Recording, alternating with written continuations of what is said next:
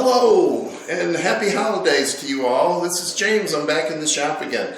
It's been a few months since I posted a video. There's been so much going on here in our family.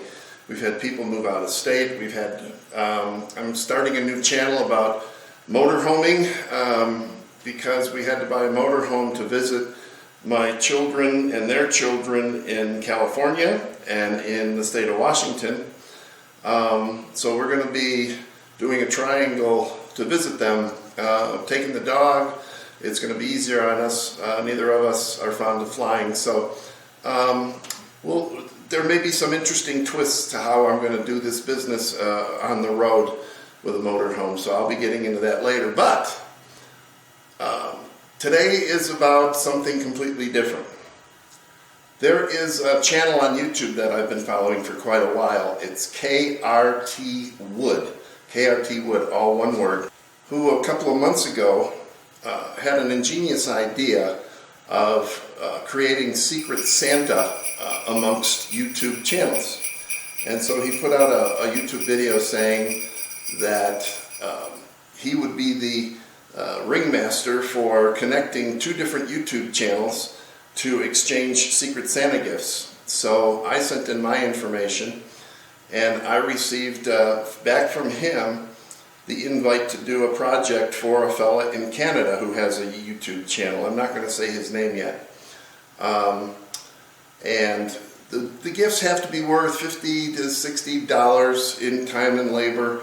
And so that's the project I'm going to be doing today. I'm going to make this fella a cribbage board. And because I'm starting another YouTube channel for my business, Black Forest Signs, I'm going to probably be posting this video both on my current channel and on my Black Forest Sign channel, just to get that channel started. So let me change the camera and I'll show you what we're going to do. So last night I milled out some red oak and glued it up. I needed a piece that was about 15 by 11. So we'll be cutting the cribbage board out on this. So let me get set up and we'll take it over to the CNC machine over there. So first, with cribbage boards especially, I like to try to find the center of both sides of this board. This is, like I said, red oak. It's 1 inch thick, planed down to 1 inch. It comes 5/4.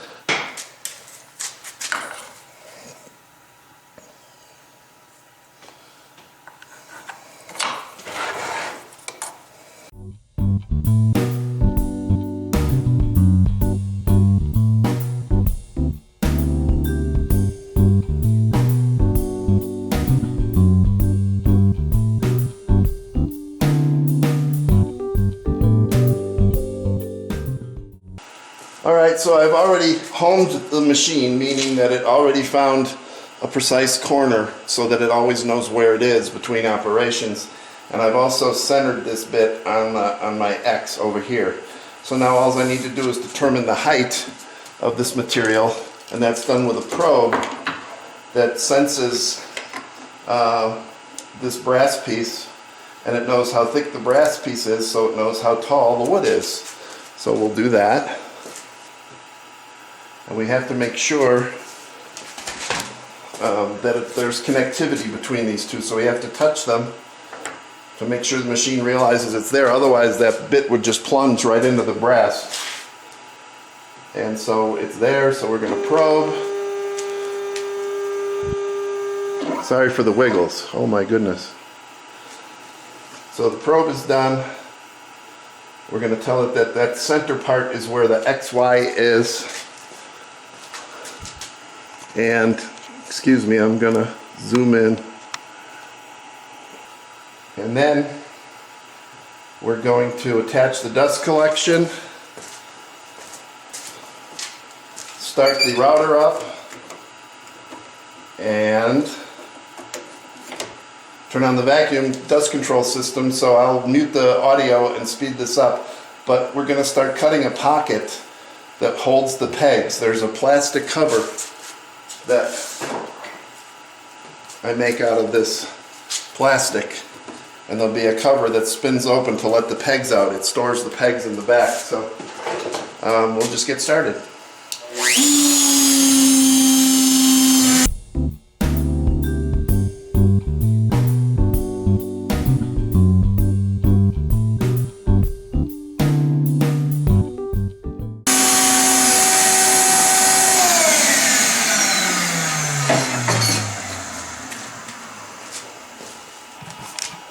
It cut the beginning of a pocket that the plastic piece fits in, and now we're going to plunge half of the hole out for like a container that holds the pegs. But I had to do that in a separate operation, so we will do that next. So now, using the same end mill as we did before, we're going to cut the other part of the pocket, and this time I won't use the dust collection so you can see what it's doing.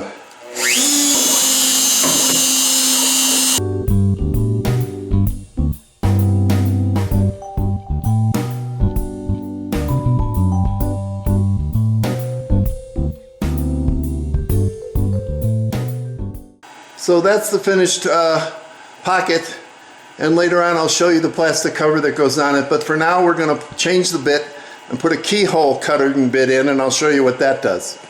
So this is a keyhole bit. It plunges in and cuts a slot up, it comes back and comes out the same hole, and this is the hole that's used to hang this cribbage board from the wall. So it's a 5-second cut, and we'll do that right now.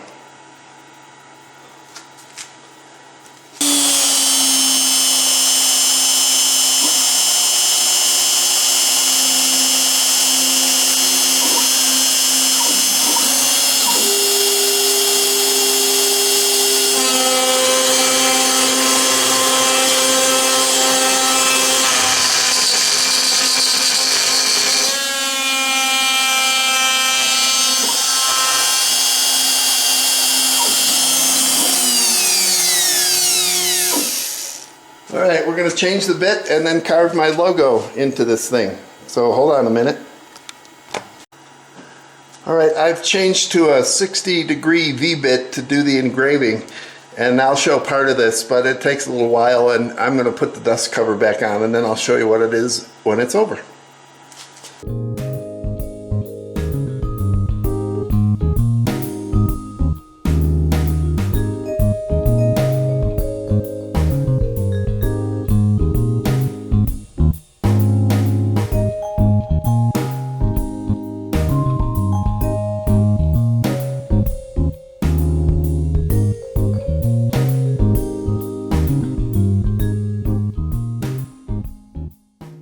Okay, so that almost completes the back.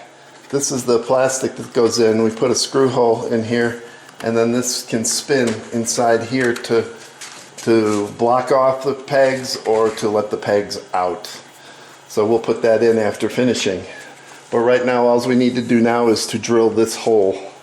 And I know I could probably do it with a handheld drill, but this is far more accurate. So we'll set that up. It'll only take a second.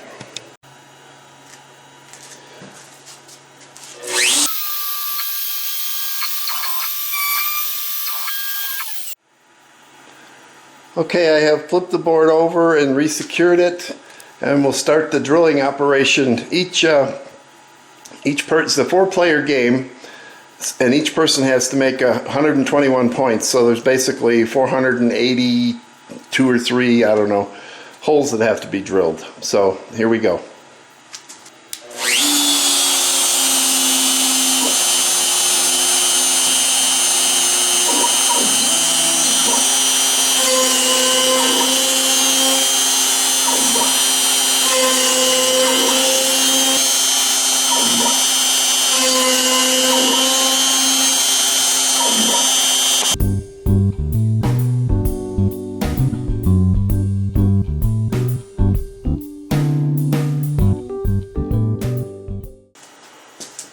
So I don't know if you noticed how, I don't know how they program these things, but it didn't just do everything consecutively. It left holes over there, and it had to go back and clean up. I don't know why it does that. It's kind of crazy. That's 484, I think, holes. No, actually, it's 480 plus 9. 489 holes. It took 32 minutes, so it's roughly 4 seconds a hole. So we'll go on to the next operation. Be right back. So I mentioned that I'm doing this as a Secret Santa, and the fellow I'm sending it to has a YouTube channel, and the name of his YouTube channel is Words and Wood, WORDSNWOOD, and he's got a fairly popular channel. He does a lot of neat stuff. I've subscribed to him. So what I've done is I've taken his logo, his YouTube channel logo, and duplicated it, and I'm going to try and cut it into this piece of oak. The rest of this particular cribbage board will be cut with V-bits and 1/8 inch end mill. The 1/8 inch end mill, which I have in right now, hogs out most of the wood, and then the V-bit goes back and cleans it up, the design. So I will probably just speed up the whole thing from here to the end and then just come back and do the finishing. So here we go.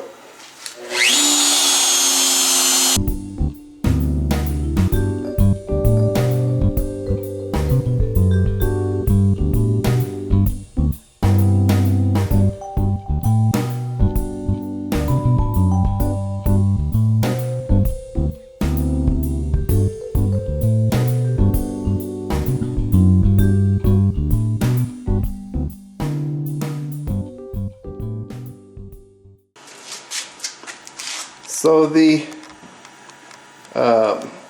basic parts of the cribbage board are done. All we have left to do is to cut it out, and I use a 1/4 inch end mill, and that progressively cuts the shape I want out of there. So I have to change the chuck and go to a thicker end mill. So I'm going from a 1/8 chuck to a 1/4 inch. And because it's going to remove so much wood, I will probably put the dust collection back on, so you won't be able to see everything, but you'll see most of it.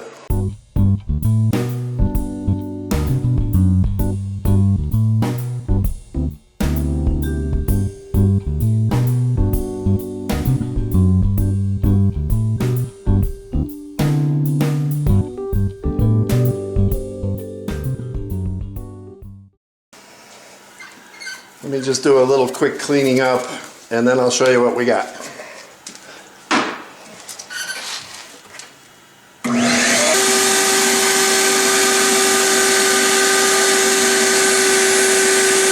So now what I usually do is just take a wire brush just to get all the fuzzies out, because what I'm going to do is every place I'm going to put color, which are these lines, the words, his logo, start, finish, and my logo on the back. Every place I'm going to put color in with paint is going to first get a coat of thinned out lacquer sanding sealer, and what that'll do is it'll fill the grain so that my paint won't bleed with the grain, so the paint will stay where I want the paint to stay. So let me get some cleanup going. I'll remove this edge, get some sanding done, and I'll show you how we're going to finish it. Thanks for staying with us so far.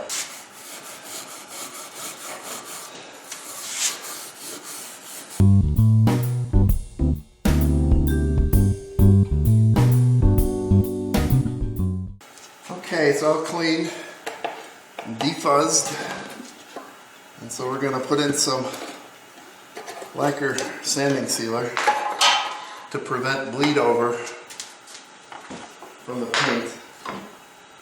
Whoops. I use a lot of these acid brushes because they're so cheap and I don't have to spend time cleaning them. I can just throw them away when I'm done. I think on Amazon they're 100 for $8 or something, I don't know. Too cheap to worry about.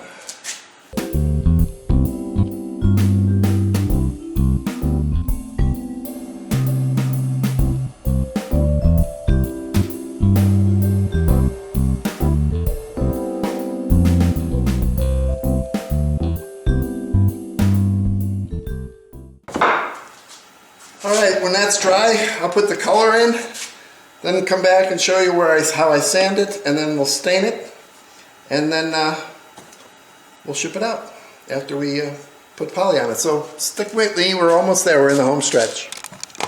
Okay, so with the trim router, I put a 1/4 inch round over on the front and the back, and then I filled up all the engraving with the colors that I wanted to use. I use acrylic paints. And now it's all dry, so we're going to sand off all the excess.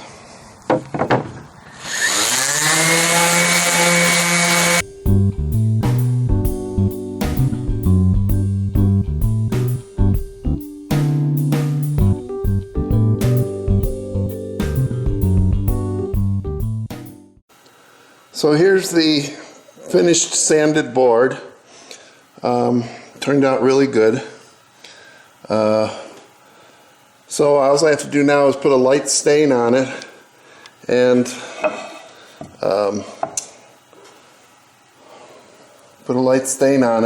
then a clear coat, and then we can ship it off to my Secret Santa recipient, Words and Wood. So we'll be back when it's done to show you how it ended up. So here's the sanded and finished board. There's 3 coats of semi-gloss poly on there. And then on the back, like I explained earlier, there is the little cutout where you can store the pegs. There's enough room to store pegs for 4 players. And I have to admit, when I made the video and I flipped it over from the back to the front, I flipped it the wrong way, which put the keyhole in the wrong place. It would have been hanging upside down. So I hope my friend in Canada doesn't mind the fact that I had to put another keyhole in the top so that if you wanted to hang it on the wall, it would be hanging right side up. I won't make that mistake again. Anyway, so there's the project for Secret Santa. I think it's a wonderful thing that KRT Wood thought of. I know a few more people now that I would have known before the Secret Santa. I love what I got for my Secret Santa gift, and I'm going to do a video on that next. And I hope you enjoyed this video and that you're having a wonderful holiday season. And come back for when I do my next one. And you all take care.